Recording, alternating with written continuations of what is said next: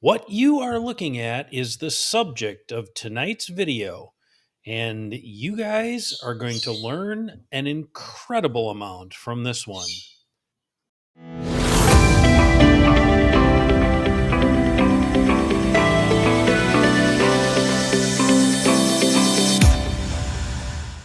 Here it is. Beautiful afternoon. I'm getting ready to go to a party for the place where I work, and I had a few minutes to kill, about an hour. So I figured I'm going to cut a few segments of the first part of this video.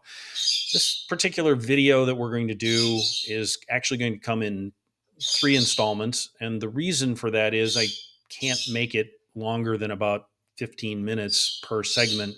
And that's because people tune out after about 10 minutes. I don't want that to actually be the case. So I'm going to do my best to hold this to a minimum. But as you saw in the entrance to this particular video, I save a lot of the wrappers that I open for coins. And the reason why I save them is kind of surprising. A lot of people go, wow, you save wrappers. No, I don't save the wrappers. The wrappers really don't have much value. But what they do hold is an educational value. Now, what's really interesting about the educational portion of it, that a lot of people that open wrappers and open wrapped rolls of coins tend to just want the coins inside. And that's okay. There's nothing wrong with that.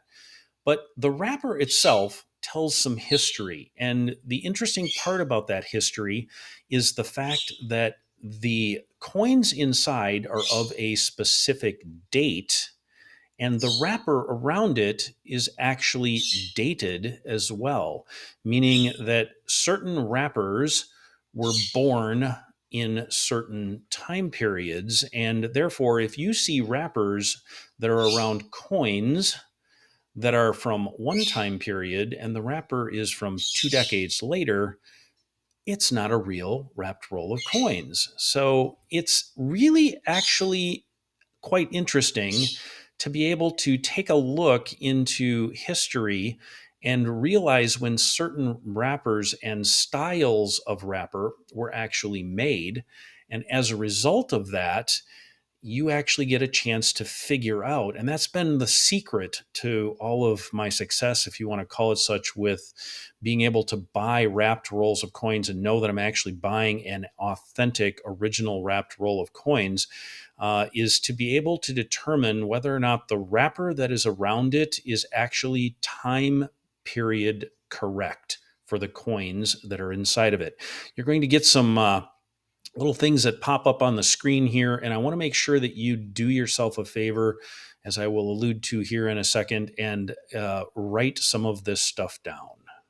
All right, so for this video, there's a couple of things that you are going to definitely want to go get yourself. Number one, you're going to want a pen and a piece of paper, or a pencil and a pad of paper, because you're going to want to take notes.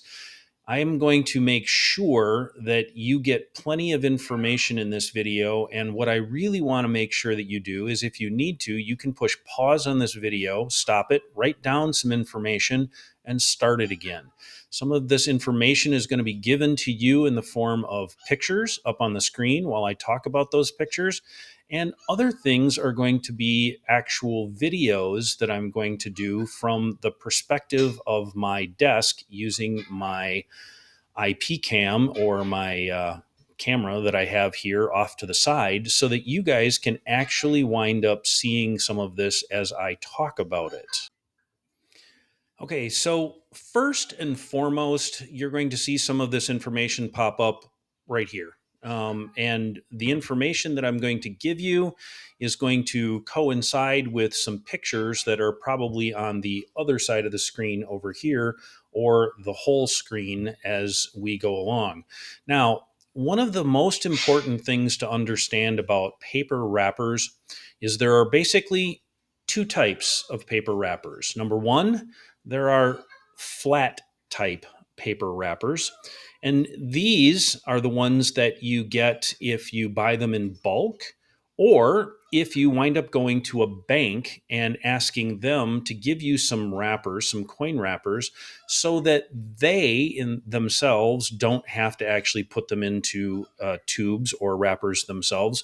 They're going to send you home with them, and they're going to say, put all of your coins in these wrappers and bring them back to us so that we don't have to actually count everything out and put them into wrappers. Now, this doesn't happen as often as it used to because banks, for the most part, really don't want to deal with coin. I know it sounds strange, but coin to a bank is actually nothing but a problem, and it clogs up all sorts of machines. They have to store it in their vaults, so when it comes, it's heavy.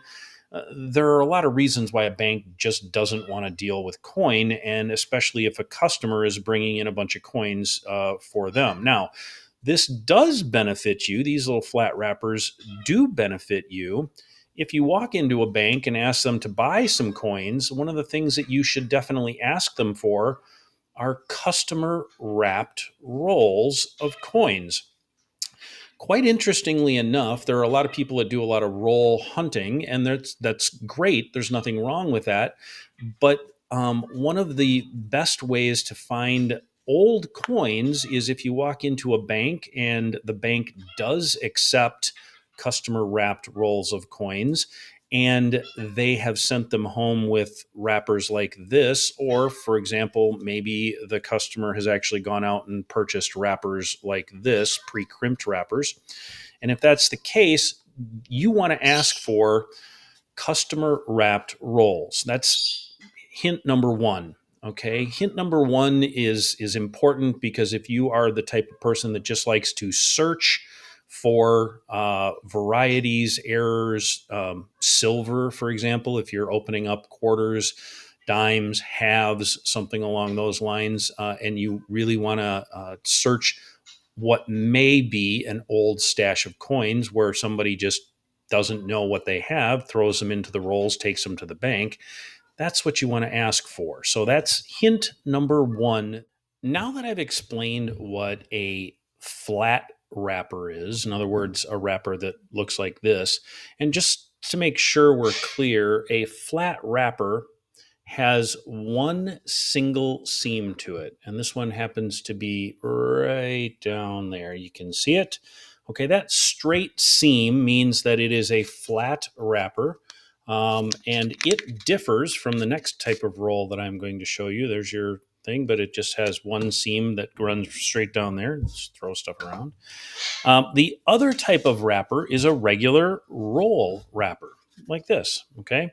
Now, you'll notice that this one has a diagonal seam to it, and it is crimped on one end. This is a pre-crimped wrapper. All right. And these come from this. So, interestingly enough, this is, believe it or not, an old vintage wrapper. These are actually still printed and people can still get them. So, make sure you know, and we'll cover the whole idea of fake wrappers a little later on. But that, as you can see, has a diagonal seam to it. And when you basically turn it into a wrapper, that little diagonal seam ends up right there on the side before it's crimped. So that type of a wrapper is what most people assimilate with when people talk about an original bank wrapped roll of coins. However, believe it or not, there are ways to crimp those type of wrappers without them being bank wrapped. And this is what leads to people buying fake wrapped rolls of coins very, very easily. We're going to cover that exact thing here in just a second. So, what you see on your screen at the moment is actually a battery powered roll crimper. I know it seems a little weird that there is such a thing, but in my searching, I came up with this little guy, and this is relatively new. I haven't seen one of these in a while or anything quite like it. And it's kind of interesting because it wraps all the different denominations, cent and nickel and dime and quarter. Obviously, it doesn't wrap half dollars, but the four main denominations of coins that we have. And what it does is it takes a coin wrapper that's like this one here, that's pre-crimped on one end. And again, I told you that you can buy these pretty much any place, Walmart or Hobby Lobby. And what you do is essentially put your coins inside, and you take the end that is not crimped and you push it into the device, push the button, and it crimps your roll of coins. So that's essentially how you can crimp a roll of coins. Now, I'll explain a little bit more about how you can tell if one of these wrappers has actually been hand crimped, if you want to call it such, versus bank crimped in a second video. But that particular device is essentially the exact same thing as this little guy right here. This little guy does the same thing, but without the battery power to it. And you can actually do the exact same thing if you take the crimped roll, and I'll just hold it up so you can see, but it actually fits right inside there. And all you do is spin it. So what you wind up with is a crimped roll. So you put the non-crimped section into it. And I don't know if it'll work without coins in here, but we'll give it a shot and see what I get out of it.